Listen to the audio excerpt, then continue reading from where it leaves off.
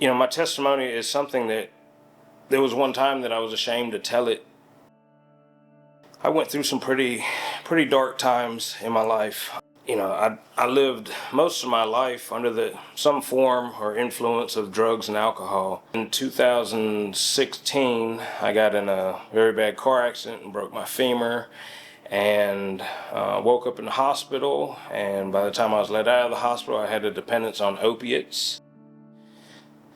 The mother of my children, she happened to have a habit of her own. She was a heroin addict. She saw that I was in pain and I couldn't move, and I did it, and thought life was great, didn't feel pain. Life just continued to spiral further and further out of control, to the point where I stayed at the house and I took care of the kids, and Elizabeth would go out and run and go and score the drugs and all that. And on March 16th of 2021, a local drug dealer called me and told me he had some bad news.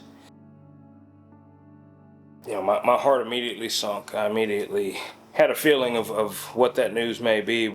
By the time the police and paramedics got there, she was already deceased.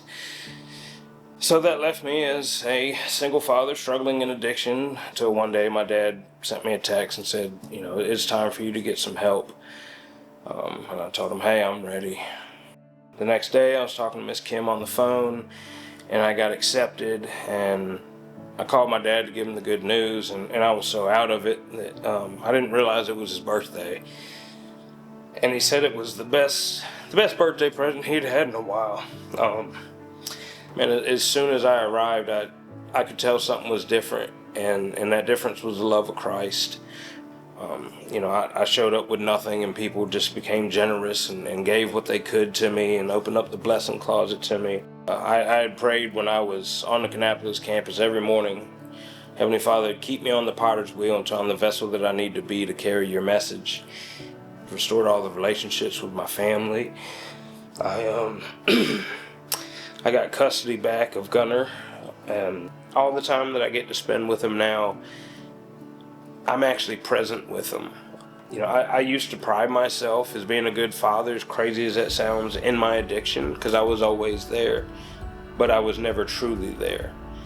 I had to admit to myself and forgive myself for being a neglectful father, but God's redeemed it all. I'm now showing a positive example for Gunner. He says that he wants to come and work for us when he grows up and all that, and he got to see me preach my first sermon, and he said he wanted to be a pastor, and it's just so wonderful to be able to be a positive example to my son and lead him in the way that God has always called me to lead. It's really Christ to thank, but I'd really be amiss not to thank Adult and Teen Challenge, because they were the structure and the guidance that I needed when I was so lost.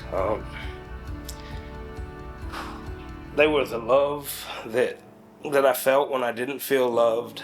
They believed in me in times where I didn't believe in myself.